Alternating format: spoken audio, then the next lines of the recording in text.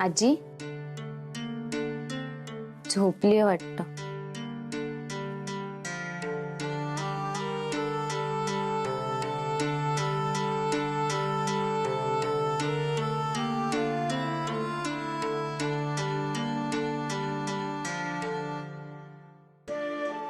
सोनू, कधी आलीस?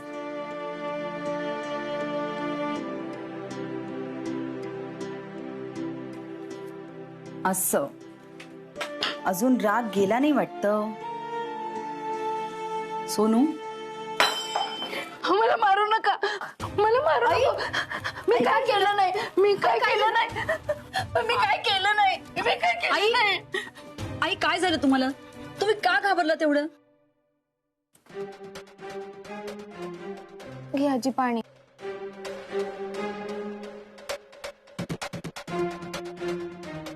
तो आला होता, आपल्या घरात आला होता आणि त्यानं मला मारायचा प्रयत्न केला. कोण आला होता? आजी त्या गुंडाने तुला काय केलं तर नाही ना? आई तुला काय गरज होती ग आजीला घरात एकटीला टाकून जायची? आई ते गुंड घरात आले होते का? गुंड नाही ग, तो आला होता,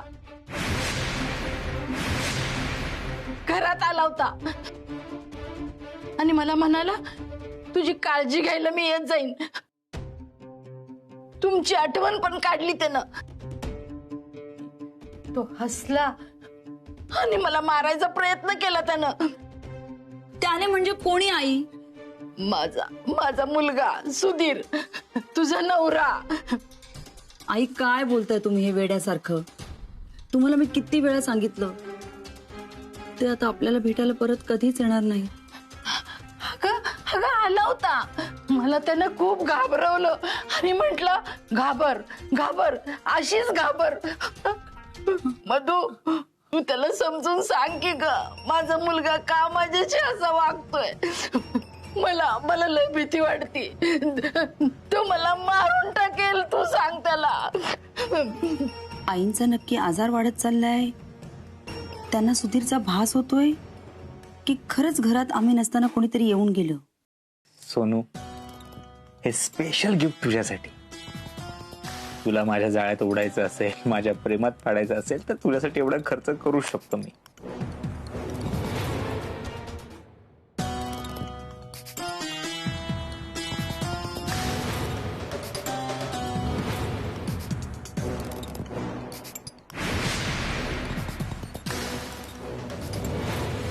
माझा आतापर्यंतचा अनुभव आहे, मुलींना जर का प्रेमाच्या जाळ्यात ओढायचं असेल तर त्यांना वेळ दिला पाहिजे, त्यांच्याशी गोड बोललं पाहिजे, त्यांना अटेन्शन दिलं पाहिजे,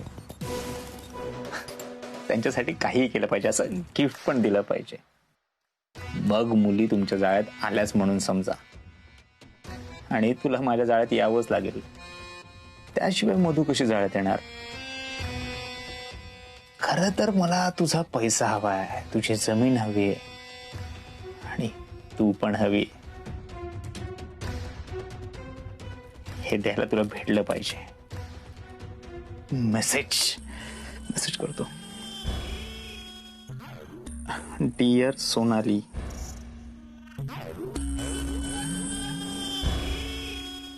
नाही इतक्या लवकर डिअर वगैरे नको.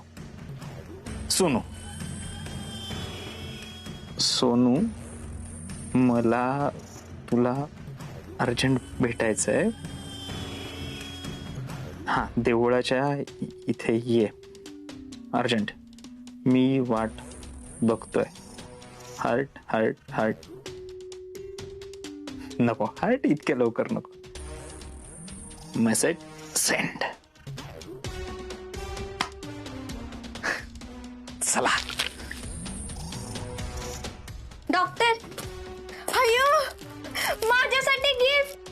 मला माहित आहे तुम्ही माझ्या कामावर खुश आहे, पण असं गिफ्ट वगैरे द्याल असं वाटलं नव्हतं. तुझ्यासाठी नाही आणलेला हावरे. मग कोणासाठी? तुला काय करायचंय मी तुला का सांगू?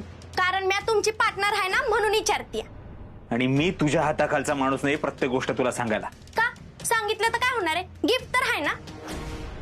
ठीक आहे, तुम्हाला नसेल सांगायचं ना तर नका सांगू, पण मी बरोबर हुडकून काढते गिफ्ट कोणासाठी आणले ती. डिम्पल को सिंपल नाही समजणे का? हा तुला शोधून काढायचं ना, काढ, मी पण नाही सांगणार. अहो पण तुम्ही कुठं चालले ते तरी सांगा. अरे तुला का सांगू, मी चाललोय माझ्या बेस्ट फ्रेंड कडे. डॉक्टरांचे असे कोण बेस्ट फ्रेंड आहे परत तिला गिफ्ट द्यायला लागले?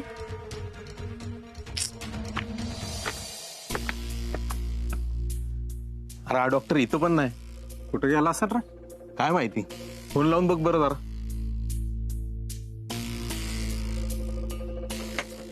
अय, झालं का साया? एक मिनिट, आपण जरा बाजूला जाऊन बोलूयात का? नाही, आपल्याला नीट बोलता येईल. चल.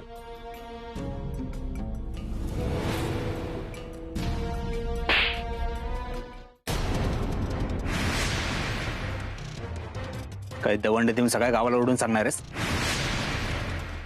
हळू आवाजात बोलता येत नाही? शांतो, काय चुकलंय त्यांचं? आपण हळू बोललं पाहिजे, कशाला सगळ्या गावाला सांगायचंय? तुम्ही हुशार दिसताय, याला नीट समजून सांगा, फार पुढे जाणार नाही आहे. हो, आमचं हुशारीचं सोडा, कामाचं बोला. हे जमिनीचं काम आहे. तुम्हाला काय वाटलं मी तिच्या घरी गेलो, म्हटलं हे जमिनीची कागदपत्र, याच्यावर सही करा आणि ती करणार? त्यासाठी मला तिच्याशी गोड बोलावं लागेल, तिला माझ्या जाळ्यात घ्यावं लागेल, यासाठी मला वेळ लागेल. अरे पण तू म्हणला होता ना लगेच होईल म्हणून. तुझ्यासाठी केवढी नाटकं केली, तुझा मार खाल्ला, त्या बाईच्या घरी गेलो, तिला दम दिला, आणि आता म्हणतोय वेळ लागेल म्हणून. मी आत्ताच सांगितलं ना, मला मोठ्या आवाजात ऐकू येत नाही म्हणून. मग एवढा वेळ का लागतोय काम व्हायला? कारण मला सगळी कामं नीट आणि व्यवस्थित करायची आहेत म्हणून. तुमच्या साहेबांना फोन करून सांगू का तुमची माणसं कामासाठी माझ्या मागे लागलीत म्हणून? नाही, तसं असेल तर सांगा, लगेच फोन करून सांगतो मी त्यांना. हे साहेबापर्यंत जायची गरज नाही, अजून 10 दिवस देतो तुला. 10 दिवसात घरातल्या सगळ्यांच्या सह्या झाल्या पाहिजेत जमिनीच्या कागदपत्रावर, नाहीतर तुला आत्ता मोठ्यानं ऐकू येत नाही, नंतर ऐकूच येणार नाही आणि दिसणार पण नाही, कळलं? काम झालं नाही ना तर डॉक्टर जित्ता दिसायचं नाही परत कुणाला. चल येतो.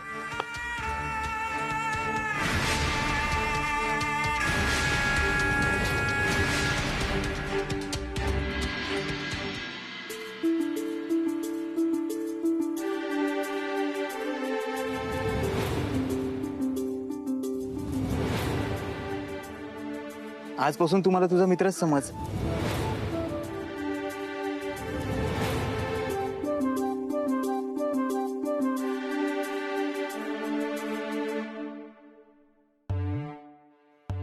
काय ग? ए सोनू, अगं कुठे हरवली आहेस आणि अशी काय हसतेस? काय विचारते मी तुला, अशी काय हसतेस? मी लहान आहे ना, मला कसं हसायचं ते पण कळत नाही. सोनू, पुरे ना आता, किती रागवशील? आणि कुठे गेली होतीस मला न सांगता? काय विचारते मी तुला? का सांगू ग मी तुला की तुला तिथे पण यायचंय माझ्या मित्रांचा अपमान करायला? तुझ्यामुळे माझे मित्र चिडवतात ग मला, हसतात माझ्यावर. मी नाही आता तुला सांगणार मी कुठे चाललीये, कोणासोबत चाललीये. सोनू, खूप उद्धट होत चाललीस तू. सोनू, सोनू, आता कसं सांगू मी हिला? मी जे काही करते तिच्या चांगल्यासाठीच करते. कुठे राहिली सोनू? डॉक्टर अंकल, मला भेटायला का बोलवलं? काही काम होतं का? काही काम असेल, कारण असेल तरच भेटायचं असतं का? नाही, तसं नाही. तुम्हाला त्या गुंडाने त्रास वगैरे दिला का? नाही नाही, असं काहीही झालेलं नाहीये. मग मग म्हणजे तू बस आधी, सांगतो.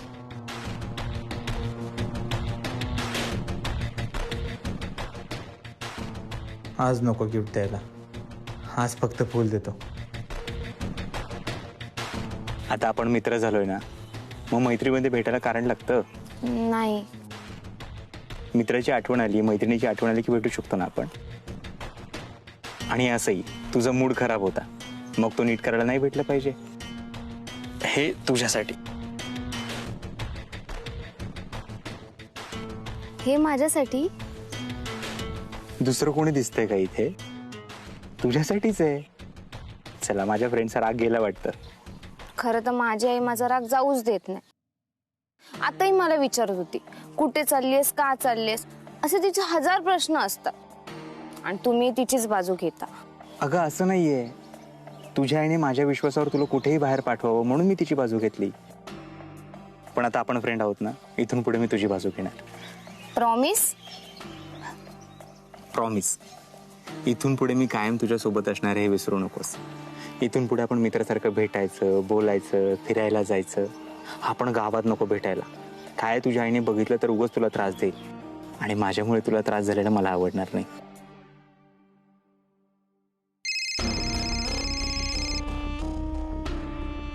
हॅलो. हा सोनू, मी डिंपल बोलते. ऐक ना, तुझ्या संग डॉक्टर आहेत का ग? डिंपलचा फोन आहे. तुम्ही आहात का विचारते. कोण? Doctor uncle? नाही, ते नाही आहेत. खोटं बोलू नका. दुसरं कुठं असणार आहेत ती? खरं खरं सांग. खरंच नाही आहेत. काय म्हणत होती? खूप भडकली होती. खरं सांगत होती. आता हिला काय झालंय भडकायला? आता पण त्या सोनू सोबत नाही ती. म्हणजे या मधू मॅडमच्या घरी तर नसतील ना गेले.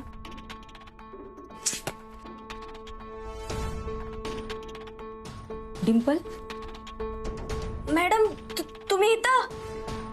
हो का? काय झालं? एवढी आश्चर्यचकित का झालीस? काय नाही. अहो पण डॉक्टर नाही ती वाड्यात. अगं मी डॉक्टरांना नाही, तुलाच भेटायला आली आहे. मला? हो. यांना डॉक्टरांबद्दल सगळं खरं तर नाही ना कळलं. त्यांच्याबद्दल माहिती काढायला नाही ना आलं या. डॉक्टर काय बाय कांड करत राहतात आणि मग मला बळीचा बकरा पण येतात. काय ग, कुठे हरवलीस? कुठं नाही. ते तुम्ही काय म्हणत होता? डॉक्टरांबद्दल काय सांगू तुम्हाला? अहो डॉक्टर म्हणजे देव माणूस आहे. साऱ्या गावाला मदत करतात. त्यांना मदत करायला लय आवडतं. अगं हो हो हो, ते सगळं तुम्हाला सांगितलंयस आधीच. तू समजूतदार आहेस. त्या दिवशी तू खूप चांगलं बोललीस, खूप मला समजवलंस. त्यामुळे खरंच मला खूप आधार वाटला. म्हणून मी आज तुझ्याशी बोलायला आली. असं बाय बोलायचं ना तुम्हाला? या की मग, या बसा इथं. तुम्हाला काय बोलायचं होतं? बोला. मला सोनूबद्दल बोलायचं होतं. ती लहान आहे. तिने अजून हे जग नीट पाहिलेलं नाहीये. मी तिची मैत्रीण म्हणून तिला खूप समजवण्याचा प्रयत्न केला, पण ते मला नाही जमलं. कदाचित आमच्या दोघींमधल्या वयाच्या अंतरामुळे ते शक्य झालं नसेल. मी तिला काही सांगायला गेले ना की तिला असं वाटतं की मी तिला लेक्चर देते. मी तिला तिच्या मनासारखं काही करूनच देत नाही. त्यामुळे मुद्दाम ती त्या गोष्टी करते. आणि आजकाल तर तिचं वागणं फारच बदललंय. वागणं बदललंय म्हणजे? आता कसं सांगू तुला? ती अल्लड आहे, बिनधास्त आहे. म्हणून तिला असं वाटतं की ती जशी बिनधास्त आहे, चांगली आहे, तसं सगळं जग आहे. मला तिच्या ह्याच बिनधास्तपणाची खूप काळजी वाटते. त्याचा कोणी गैरफायदा घ्यायला नको. तुम्ही जे काय म्हणताय ना ते सगळं पटतंय मला. म्हणजे मी समजून घेते, पण तुम्ही हे सगळं मला का सांगताय? म्हणजे तुम्ही जे सांगताय ना ते मी फक्त ऐकू शकते, करू नाही काय शकत. असं नको बोलूस ग. तुमच्या दोघींच्या वयात फारसं अंतर नाही आहे. त्यामुळे ती तुझं ऐकेल. तू तिची मैत्रीण बन आणि तिला समजव. असंही ती नाराज असली की इथेच येते. डॉक्टरांना भेटली की तिला बरं वाटतं. पण तू तिची मोठी बहीण बनून तिला जर समजवलंस तर फार बरं होईल. अहो पण मी कसं समजवणार तिला? मला नाही जमणार. आणि समजवायचंच असेल ना तर डॉक्टर चांगल्या प्रकारे समजवू शकतात ना. हो, डॉक्टर आहेतच, पण मला सगळ्याच गोष्टी डॉक्टरांना नाही ना सांगता येत. तू मुलगी आहेस, तुझ्याशी मी बोलू शकते. तुला जास्त काही नाही करायचंय. फक्त तुला मी जे सांगेन ना तेवढंच तिला सांगायचंय. प्लीज नाही बोलू नकोस, प्लीज. ठीक आहे, मी प्रयत्न करते. माझ्या सोनूला माझ्यापासून लांब नाही जाऊ द्यायचंय मला. तू मला यात मदत करतेस त्यासाठी खरंच थँक्यू. चल येते.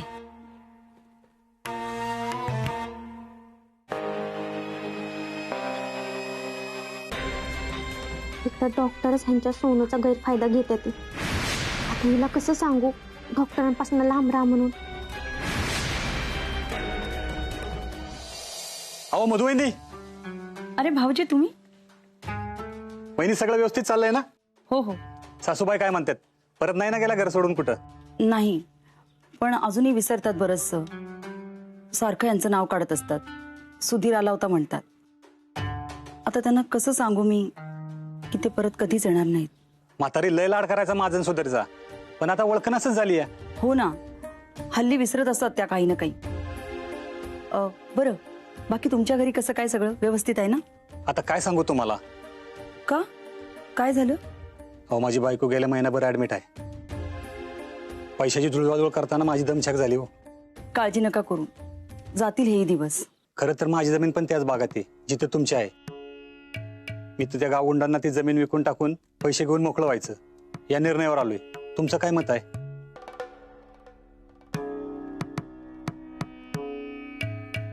आता मी काय सांगणार?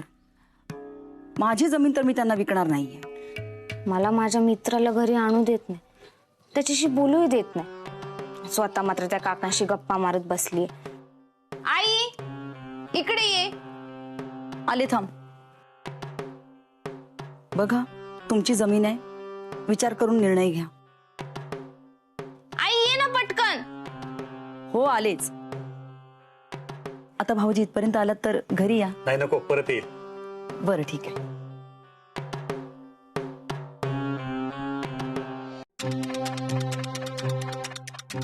काय झालं? कशासाठी एवढ्या हाका मारत होतीस? मी बोलत होते ना भाऊजींशी. एवढंही कळत नाही तुला? ते कळालं मला, म्हणूनच हाक मारून बोलवलं तुला घरात. म्हणजे नाही, कसं आहे ना, हे बाई माणसाचं घर आहे. मग हे बाहेरच्या माणसाशी बोलल्यावर 4 लोक काय म्हणतील? आणि तसंही जग काय फार चांगलं नाही, आणि कोणी गैरफायदा घेतला तर? हेच सांगतेस ना तू मला. सोनू, तुला काय म्हणायचंय? मी काय गप्पा मारत बसले होते त्यांच्याशी? मग माझाही मित्र आई गप्पा मारायला आला नव्हता घरी, त्याचं काम होतं म्हणून आलेला. पण तू त्याचा अपमान केलास आणि त्याला घराबाहेर हाकलून लावलंस. तुलाच आवडत नाही ना ग आपल्या घराच्या आजूबाजूला परपुरुषाने आलेलं? ते बिचारे डॉक्टर अंकल जमिनीच्या कामासाठी आपल्याला मदत करायला येतात, तेही तुला सहन होत नाही. पण मी कसं सहन करू तू असं घराबाहेर दुसऱ्या पुरुषाशी बोललेलं? सोनू, तुला वेळ लागले का? तुझ्या बाबांचे मित्र होते ते. आपले आणि त्यांचे घरचे संबंध आहेत. घरचे संबंध? पण ते आपल्या घरातले तर नाहीयेत ना आई. तसंही पुरुषांचं काही सांगता येत नाही, गोड बोलून गैरफायदा घेऊ शकतील, हे असं तूच सांगतेस ना मला. पण नियम करायचे आहेत ना तर सगळ्यांसाठी सारखे नियम कर. सोनू, ते जमिनीच्या संदर्भात बोलत होते म्हणून मी ऐकत होते. तू सूड उगवायचा म्हणून वाटेल तो अर्थ काढू नकोस. वा, मस्त, छान. माझा मित्र नोट्स घ्यायला घरी आला तर त्याचा तू वाटेल तो अर्थ काढणार. मी सहज म्हणून घराबाहेर गेले तर माझ्यावर पाळत ठेवत माझ्या मागे मागे येणार आणि ते तुला पटतं. मी डॉक्टर अंकलकडे जमिनीच्या कामासाठी गेले तर तुला राग येतो, आणि तू बाहेरच्या परपुरुषाशी जमिनी संदर्भात बोलणार त्याचं तुला काहीच वाटत नाही. तू बाहेरच्या माणसाशी बोलणार, फिरणार, आणि मी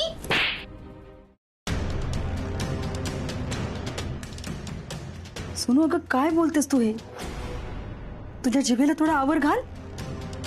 तुझ्या आईशी बोलतेस तू, निदान याचं तरी भान ठेव. सोनू,